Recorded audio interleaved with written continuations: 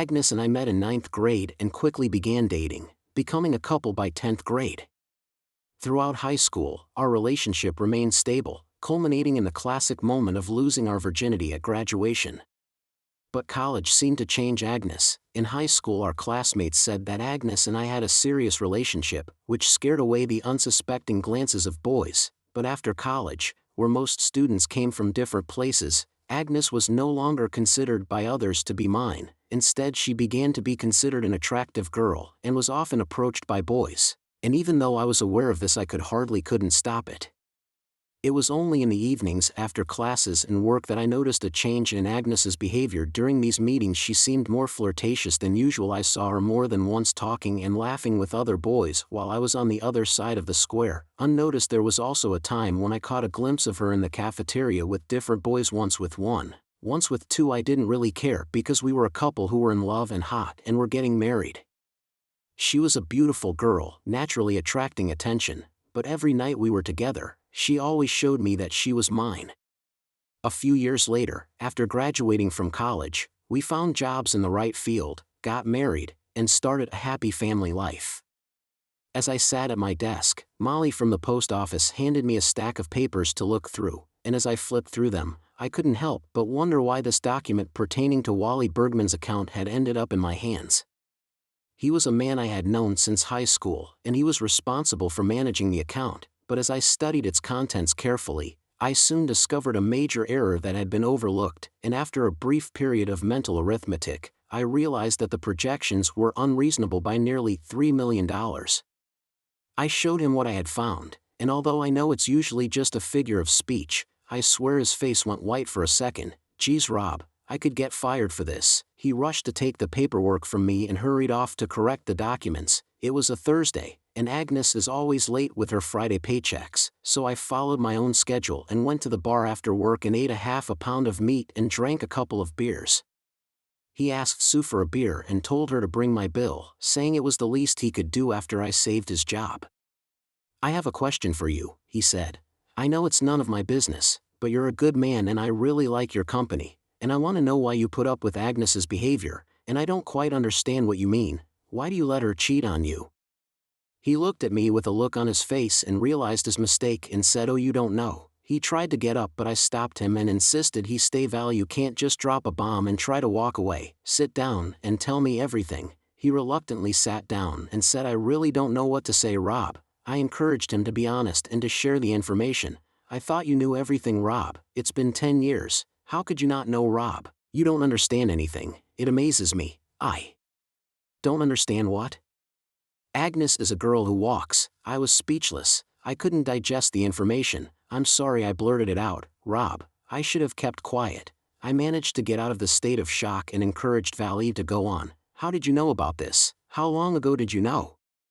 I pleaded with her not to miss anything. The story that unfolded in front of me was shocking, not only because of its content, but also because it had been going on for more than 10 years without my knowledge or even a hint of it. 2 weeks after graduation, I went to my cousin George's house as usual, and as soon as I walked in the door, I went to George's bedroom, expecting him to be in front of the computer, but instead of being in front of the computer, George was sitting on Agnes. George and I took turns studying with Agnes until she finally called out to us and said she needed to freshen up before she could meet you after work at Jessup's Market. And George and Agnes continued to date while you were at work until George began a serious relationship with Melody Martin.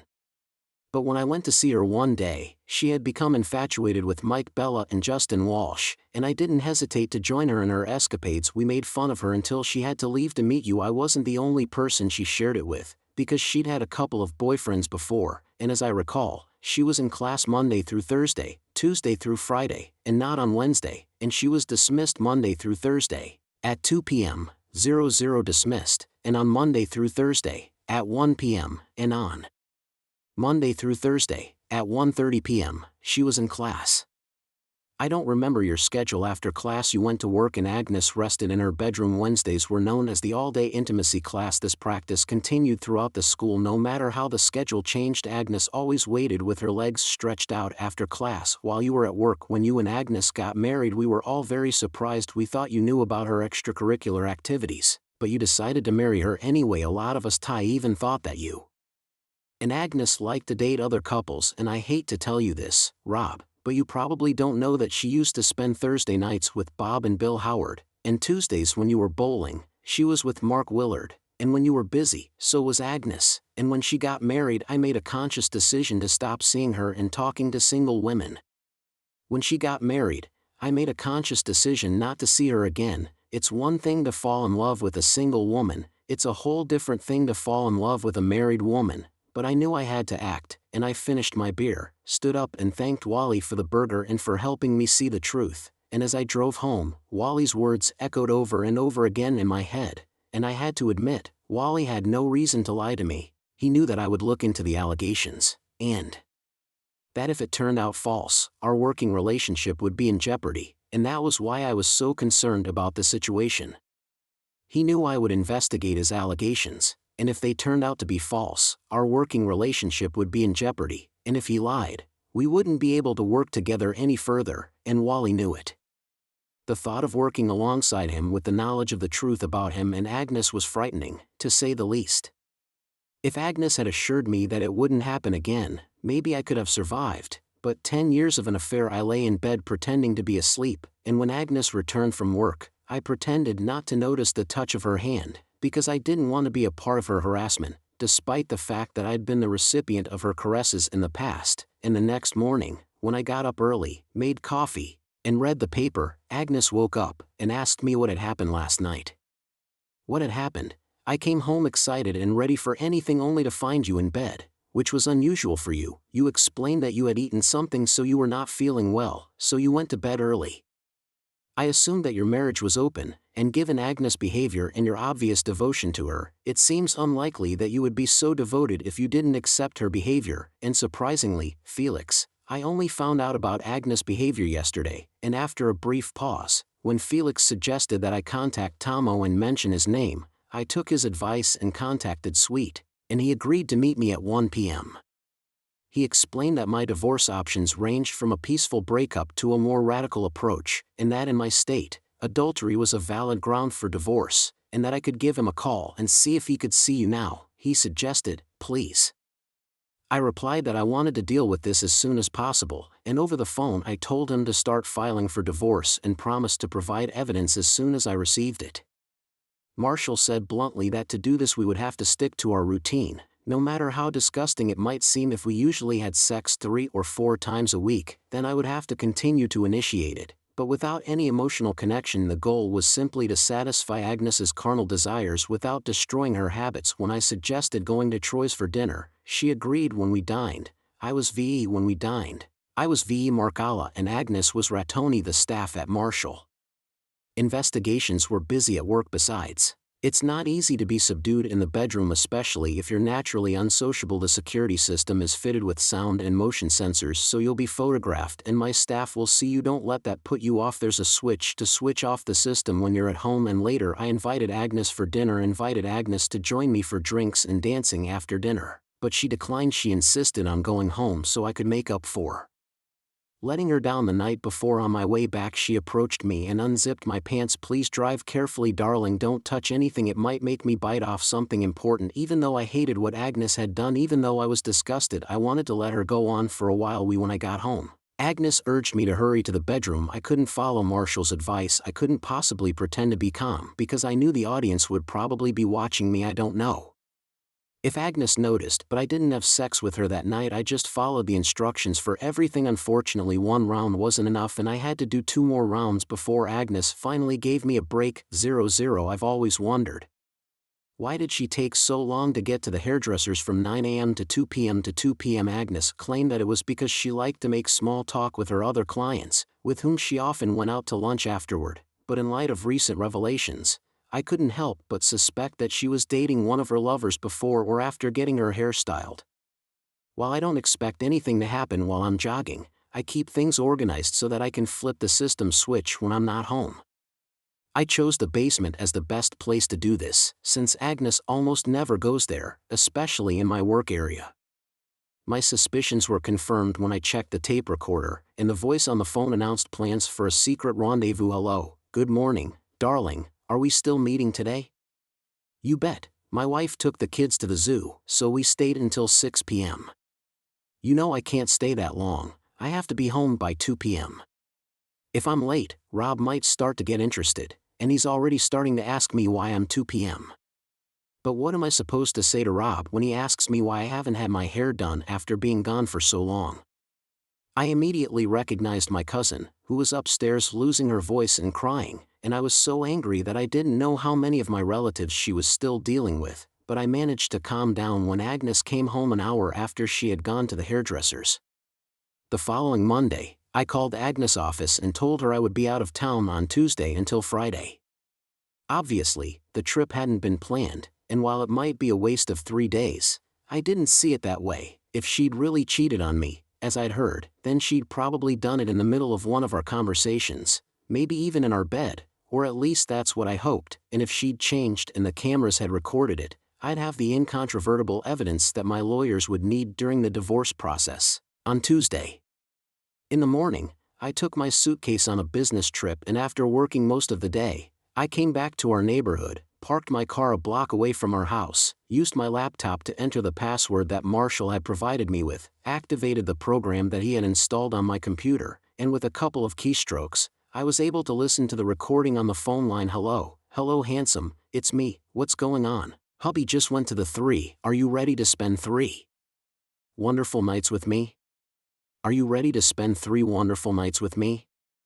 I think you'll call Tony. I have to go to work. 6 o'clock. I closed my laptop and contacted Tom with instructions to have the necessary paperwork ready to be delivered by Thursday. It was a country western style bar with a jukebox playing lots of music for dancing, and I went there every night. She said she took me by the hand and pulled me onto the dance floor, and as we danced, she made it clear that she came here just to dance and nothing else. Her name was Rhonda, and she and her friends Laura and Shelby invited me over to their table after the dance. 30 p.m. Rhonda said that they came here 2 or 3 times a week, and that since I was staying at a nearby motel, I would probably see them again the next 2 nights. The 2 men who entered Agnes' bedroom were young men much younger than her, and I couldn't help but wonder if Agnes was seeking youthful vigor and vitality. The only reference to me was that one of the men expressed a desire to see Agnes more often, to which Agnes explained that I was a priority in her time. I knew that the neighbors didn't get up early, so they had to leave before they were noticed, and on Wednesday and Thursday mornings they left the house at 6 o'clock sharp, so I expected the same thing to happen on Friday. Friday morning at 5:55 I parked my car next to the house. The front door opened and 2 men got out of the car, and after saying goodbye to Agnes standing in the doorway, they noticed a man standing on the side who walked up to the open door, handed Agnes something and left, leaving her and her 2 companions there watching her. I didn't want to hear her say that her love for me was genuine and that communication with other people meant nothing. I refused to listen to her explain that we'd made it through all this thanks to our love, and I didn't want to hear the typical excuses that crooks use when they're caught. Despite my sentiments, Agnes completely ignored the letter. 15 minutes after I'd driven away from the house, the phone rang, and it was Agnes, and all of her calls had been forwarded to the. When I arrived at the office, I told the secretary not to take any calls from Agnes. As I was about to enter the office, I thought for a moment and turned back to her and said, "One more thing, Martha, if she comes in, please tell her that I'm not here. Tell her I'm off with a client." 5 minutes later, Martha poked her head out of the door. I spoke to Iris at the front desk. "If your wife comes and she'll warn me and take her place, you would leave through the side door and you could go to the cafeteria and have a cup of coffee until she left." Even though Agnes called me 17 times that day, I decided not to answer any of her calls. At lunch, I called my father and brother to update them on the situation. I asked my father to tell my mother about it and to ask her not to try to mediate between Agnes and I. This was not easy because in my mother's eyes Agnes was the daughter she had never had. By the end of the day, I still had work to finish and I was in no hurry to go home. I decided to stay and finish it. "Martha," I said, besides.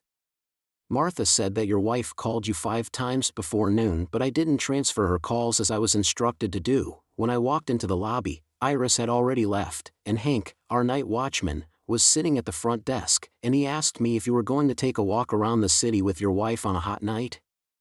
I quickly told him that my wife and I were in the middle of a divorce and she was waiting outside to talk to me. "I'm sorry to hear that. Divorce is never easy. I know this from my own experience because I've been through it myself," Hank said, and to avoid an unnecessary conversation I quietly slipped out the back door and went to Dave's diner, looking for a place where I could see Agnes waiting for me by the car, and I ordered my signature dish, enjoying my dessert as I watched her intently. I finished my dessert and drank the last of my coffee, leaving 2 beers behind. The next morning was a busy one, rushing through all the tasks I'd neglected before meeting Agnes, afraid I'd be late and she'd do what I had to do. Agnes only had 2 credit cards in her name, so I just made sure she couldn't use them when she withdrew money. After breakfast, I went back to the motel, parked the car, and hailed a cab to the nearest Avis rental car spot. I opened my cell phone and found 9 missed calls from Agnes. I deleted the messages and turned it off. After a light dinner, I decided to go to the bar where a live band was playing, which drew a crowd on Friday and Saturday nights. I hesitated, thinking I might get in the way, but Rhonda brushed aside my concerns and invited me to sit with them. I got up from my seat and followed her to her table, where I found Laura and Shelby sitting as well. The girls nodded in agreement and expressed their disappointment. We do get a lot of attention, but it's usually from assholes who see us here, notice our wedding rings, and think we're looking for an affair, just 3 married women, mistaken for liars. I know it's none of my business, but I have to ask, why would 3 beautiful married women like yourselves be spending time here without their husbands? We form a close-knit group to ensure friendly interaction with each other. We are united by our common love of dancing. We find solace in each other's company. When we danced yesterday, I filed for divorce and removed the ring, leaving it with her as a memento. Do you think that gives you the right to hunt? Not at all. The reason for the divorce was adultery. I would not give her a counter-argument. The great Laura replied, we had a reliable dance partner. I danced with them all night on Sunday. I was relaxing by the pool reading. On Monday, I drove to work in a rental car. I hoped Agnes wouldn't see my car and think I had left town, which meant she wouldn't come looking for me during the week. Twice she tried to call from an unknown number, but as soon as I heard her voice, I stopped the call immediately. Every night, I made sure to go to the bar and have a couple of beers, and on Wednesdays and Fridays I'd find Rhonda, Laura, and Shelby there and have a drink with them, and on Wednesdays we danced until 10 o'clock, and on Fridays we stayed until closing, and I assumed that by Saturday, Agnes would have realized I wasn't going to be able to talk to her, so I returned the rental car back and drove my own car to work on Monday. When she saw me approaching, she quickly got out of the car and stood in front of the driver's door of my car. We need to talk, Rob. She insisted on ignoring her. I tried to open the door, but she blocked my way. Come on, Rob, you'll have to let me explain everything. I rolled down the window and told her sternly, Agnes, you should go back and carefully read the letter attached to the divorce papers. I will only communicate with you in the presence of my attorney, and even then we will only discuss the details of our divorce.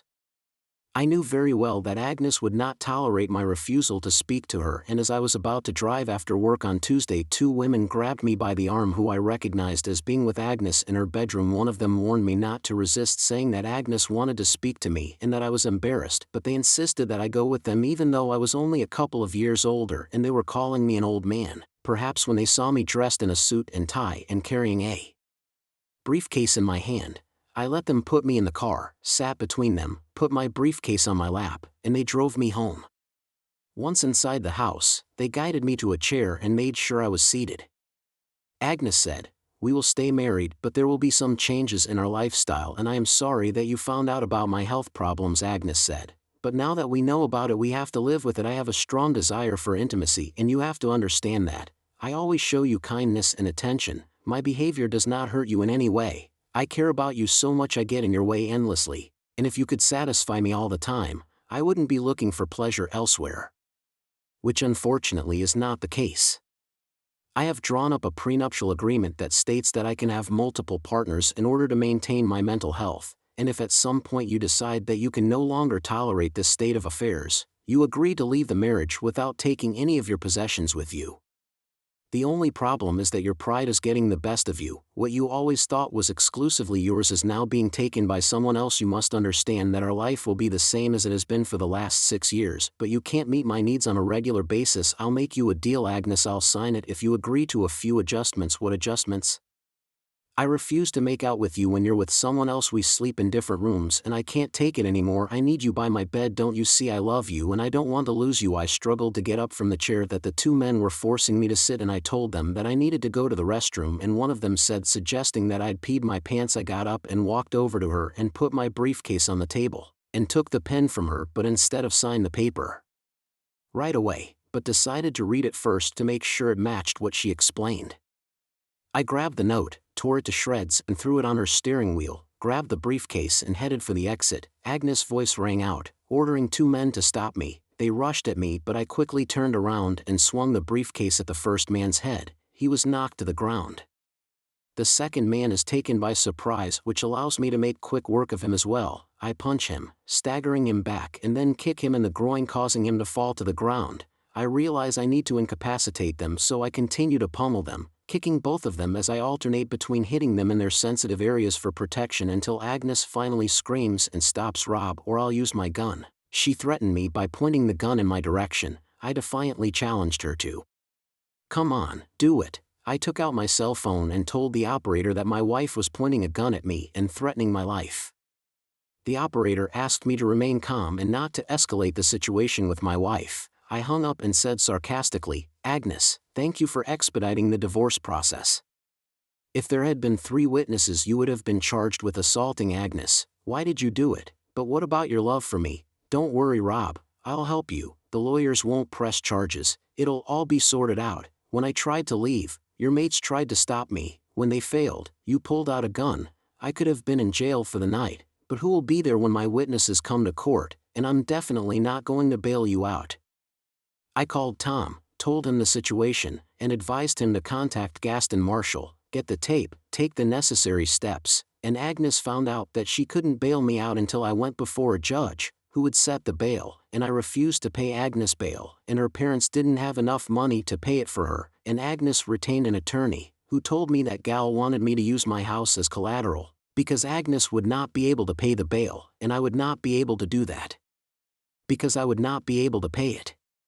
Collateral because Agnes threatened me with a gun, so I changed all the locks, and Tom found a way to get an order of protection against Agnes, and if she managed to escape from jail and get within a foot of me, she was in danger of being immediately arrested and returned to custody, and both Barry and Tony decided to cooperate with the authorities in extraditing Agnes in exchange for leniency, and the jury found that her declaration of love for me indicated that she was likely to be telling the truth, and that she would not be able to do so. Likely to be telling the truth and was trying to prevent Barry or Tony from being harmed, so the threat charge was dropped, but nevertheless she was found guilty of unlawful detention and making false statements to the police, as well as a number of other minor charges, and the judge sentenced her to 9 months in the county jail and 1,000 hours of community service upon her release. I deposited the money into her bank account and then went to the bar next to the hotel where I was staying. Luckily, Rhonda and Shelby were there and I invited them to join me in celebrating their newfound freedom. Laura wasn't there because her husband was back from a business trip, and when I was asked why I was celebrating with them, I simply replied I wanted to take my chances, and I noticed that Laura and Shelby both had rings on them, but you didn't have any on your finger and I didn't see any signs of you signs that you were wearing a ring. Rhonda giggled and replied, you guessed it. I picked up Rhonda and took her to the dance floor. The pride in my heart grew as I saw my daughter run to second base. I held my breath as I repeatedly reminded her to avoid being the first or last out of the inning at third base. In the bottom of the 9th inning of the regional championship game, with the score tied in the second extra inning, Brooks' early throw to third gave her team hope. As a lifelong softball fan, I have never felt so excited and nervous as I did in that moment. The next batter threw 3 pitches, which further increased the tension of the game, at which point there was a runner on third base with 1 out. As the first baseman caught the ball and threw it to the catcher, Brooks slid to the back of the field. When the catcher caught the ball, Brooks slid to the back of the field. The moment was near. The crowd held their breath and waited for the judge's decision. The time seemed to drag on endlessly until finally, he stretched out his arms and made a gesture, palms facing the ground. The field was in chaos. Tears streamed down my face. I sympathized with the opposing team, who fought valiantly, but in the end only one team could be the winner. Such was the harsh reality of the game. I couldn't help but marvel at her beauty, intelligence, and athleticism, and I felt myself overwhelmed by a wave of love for this amazing girl. Brooke, there are truths that are timeless in the game of baseball. I didn't make this up, but it's true. And then she asked, what about my arm injury? I don't think I can hit another batter, let alone another inning. I was surprised at her pain. I didn't know you hurt your arm. Did you tell the coach? Brooke enthusiastically announced that we would be traveling to the United States the following week. I couldn't help but be overjoyed as I looked at this child sitting next to me who had been in my care. I remembered changing her diapers, teaching her how to ride a bike, throw, catch and hit a ball, and now that she was the star of the school, who had led them to victory in the regional tournament and a place in the USA, I couldn't help but feel proud to know that I'd been instrumental in her success at school and in the world of sports. Dad, where are we going? As we pass the turnoff for Route 6, Brooke asks me if we're going to go around the neighborhood to celebrate our victory, and honey, I reply, I've heard that the new Hilton in Willpapa has one of the best restaurants in the area. I'll order a large steak and baked potato. You order a lobster. Brooke smiled. Dad, you like steak and potatoes. I'll order a lobster and plums. Maybe you should down the steak with a glass of frozen MGDs. Dad, that's a great idea. Brooke laughed at your suggestion. Brooke, I'm thinking about it. You're so smart. Yes I know the idea of recycling all those beer cans has been in my head it's been rooted in my head for a long time. Dad, you must be a fool not to know your own preferences. You're not as unique as you think you are. Brooke joked that when we entered the restaurant there was already a line of people waiting for a table and the wait was 10 minutes long. While Brooke went to the restroom I took a seat on the bench next to her, and it wasn't until she came back about 5 minutes later that I realized she had tears running down her cheeks, and I worriedly asked Brooke, what happened and does your arm hurt? She explained, Mom can't come to my game because she has to go to Philadelphia for work. And then it all became clear. Brooke, I know your mom works hard at the insurance company and she has to travel a lot. Don't worry sweetie, she'll most likely be able to come to the States soon. But then Brooke screamed, I don't give a shit if she comes to my game or not, let her go straight to hell. I was shocked. Brooke had never said a bad or used such an expression, although she sometimes hears it from me. Daddy, you're as blind as I am. And she added that Mommy didn't go to Philadelphia, she was with a man, holding hands and laughing. I barely managed to pull myself together and gave the vibrating alarm clock back to the waitress. Then I calmed myself down and led her to the car, helped her into the car, and got behind the wheel, unable to start the car as tears blurred my vision. I wiped my eyes and tried to focus, quietly asking Brooke if she was sure it was her mom and maybe it was just a misunderstanding. Natalie might be the one you saw. And yes, Dad, I don't know what my own mom looks like. There should be thousands of purple Lexus SUVs out there with Natalie's last name on the license plate, like that one over there. I'm so sorry, Brooke. I guess I'm just trying to deny that this could ever happen to me, and I apologize. It's pretty obvious that your mom was at the hotel, and that she lied to both of us, and cheated on me. Infidelity, and I don't want her to know that, Brooke, and I already know where she is and what she's doing, and I need time to plan my next move. I'm curious to know who won. We managed to snatch a victory and now we're off to America next week. I have to admit Brooke has really improved her game. Can you give her the number? She's with her teammates right now, Natalie. I'll be sure to pass it on to her, I promise her. Are you in Philadelphia right now?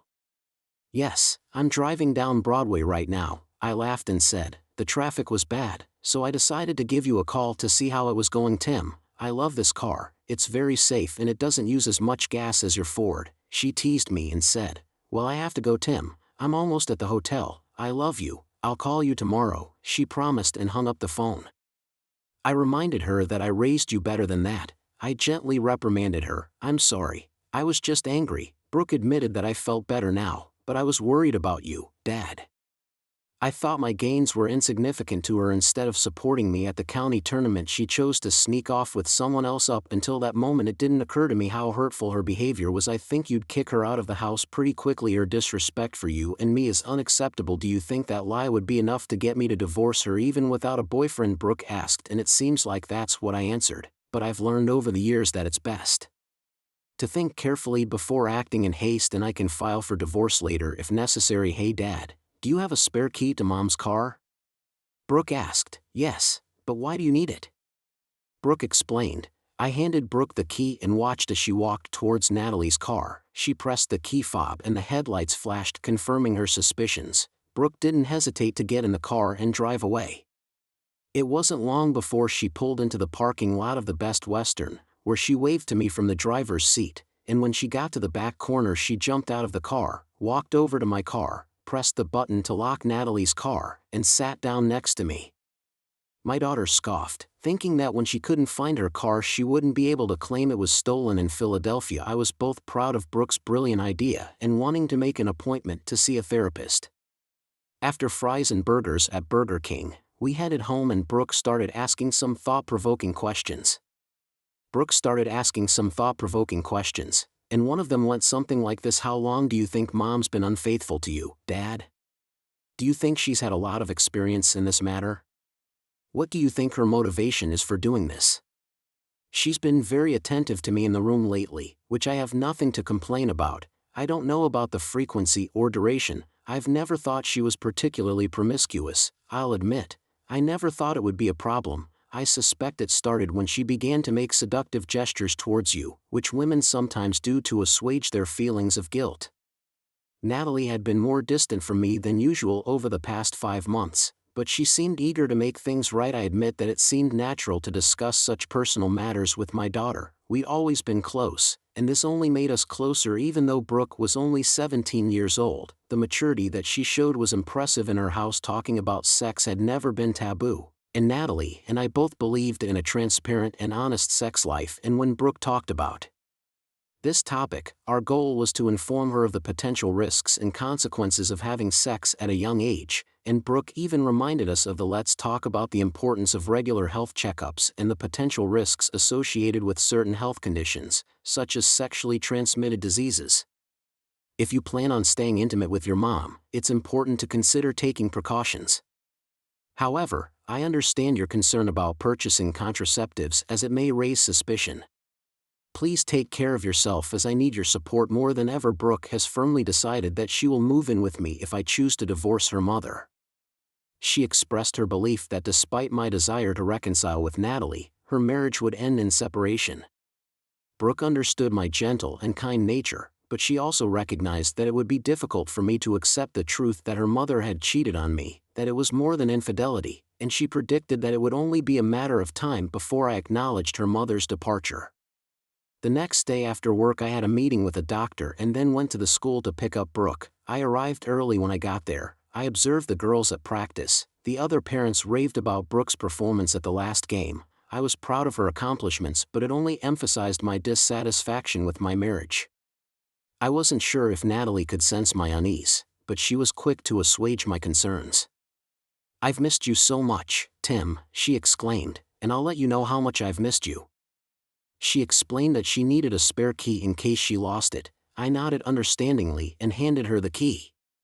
She seemed to have found her car, but was now cautious about its movements, as if on tenterhooks. "How was Philadelphia? Did you have a good time?" This is the corrected version. Brooke is surprised that she is having so much fun. "These meetings are long and hard." Natalie says, "Not fun." "Well, Mom, long and hard, but not fun." "I get it," Brooke replies. "If it is so hard, why do you keep working?" Natalie explains that I love my job. She continues, "Besides, I don't spend so much time traveling all the time. I think things will calm down by the end of the year and then I'll have lots of time with you. Just wait and see." Natalie carried her small suitcase into the bedroom and closed the door. Brooke asked me to come into the kitchen. "Did you hear that, Dad? It looks like her partner will be moving out by the end of the year and then you'll be able to get away from your mom. What do you think? I grew up around you. I know how you feel." Brooke says Mom thinks she can have an affair and next year everything will go back to normal and no one will get hurt. "Dad, things aren't going to change unless you do something about it, and this kind of problem isn't going to go away on its own." Brooke insisted that the other night, I told Natalie that my back and head hurt, and in spite of that, she wanted to help and even offered to have sex. The next night, as I watched Brooke's team finish practice, I couldn't help but notice that some of the girls' mothers were being more sociable than usual. Brooke noticed it too and mentioned it when we got home. "Dad, I literally saw Emily's mom holding your hand and leaning towards you while talking to you. What's wrong with her?" She said, "It looks like you've suddenly caught the attention of the softball players' parents." I have to admit, I thought it was weird too. I always felt like these women were too friendly with you for some reason. Maybe they saw you as potential prey. What do you mean? Brooke, they don't know that I'm about to become a bachelor, and I doubt very much that they have much of a need for me. Both Emily and Steph's fathers have left their mothers in recent years, and they obviously see me as a potential stepfather, and their mother seems to agree with that, and I'm dumbfounded by what she's revealed to me. Have you thought about what others might already know? Isn't it more shameful not to know what everyone else knows? Trudy's mom was at a meeting a few weeks ago and saw your wife go into a hotel room with another man, and Brooke thought about it, calculating how many blows a person has to take before they become like this, realizing that other people knowing that I'm a loser only adds to the despair, and she'd recently announced that they'd be moving after Thanksgiving, because her father's insurance company was moving him to a new location, and last night, Trudy's mom saw after practice that Sarah's father picking her up, and she was surprised to recognize him as the man her mother was having an affair with. Curious and skeptical, I accompanied Sarah to her car tonight to confirm my suspicions. How do kids reveal so much information? Is it all just coincidence, or do our children really know us better than we think? Dad, I'm glad you asked, Brooke replied. I knew you'd get the attention of most soccer and softball moms, and they certainly confirmed it today. You shouldn't have to put up with a lying and cheating woman. You deserve better, and I'm going to help you find it, but first you need to let go of what's holding you back. She assured Brooke that she would drive all day to get back in time for the start of the game if she had to. That last lie helped take the guilt away. Grabbing the champagne, I squeezed into the room. Brooke, Sarah, and Sarah's mom followed me into the room. Natalie was lying on the bed, clinging to the sheets. The man was in a bathrobe and looked confused. Brooke singled in the ninth to score the winning run. Imagine Susan and I being incredibly proud of our daughter and then trying to figure out the truth is, you can't fully comprehend it because you weren't there. Susan raised her glass and I poured champagne for each of the men. I opened the bottles just in time before room service cut us off. I handed the glasses to Natalie and the man and asked them to drink a toast to the truth, to our daughter's accomplishments, to embarking on a new journey in our lives, to Sarah and her mom staying put this fall, to smart kids and experienced lawyers, and to Susan. My lawyer assured me that I could keep the house and live a comfortable life. Sarah won't have to transfer anymore, and you can stay with your mistress, so I think it's a fair deal, Susan said with a forced smile. Natalie's response was a slight relief, and I'm glad to hear her say it, because it looks like you're lying in bed with this asshole, and not a stitch of it. She added, you no longer have to make excuses not to attend my events. You can be with anyone you want without feeling guilty. You don't have to worry about giving STDs to Dad, and you no longer have to watch him be devastated when he finds out you've been with him. I know we all wanted Dad to find happiness, and I'm sure you will now. Thanks for all you've done, Mom, but please don't attend any of the events I've been to avoid embarrassment. Natalie couldn't help but cry softly as the four of us left, and as expected, Natalie contracted an STD as it was later discovered that Steve had been a depraved lover as well as being uninclined to protect himself.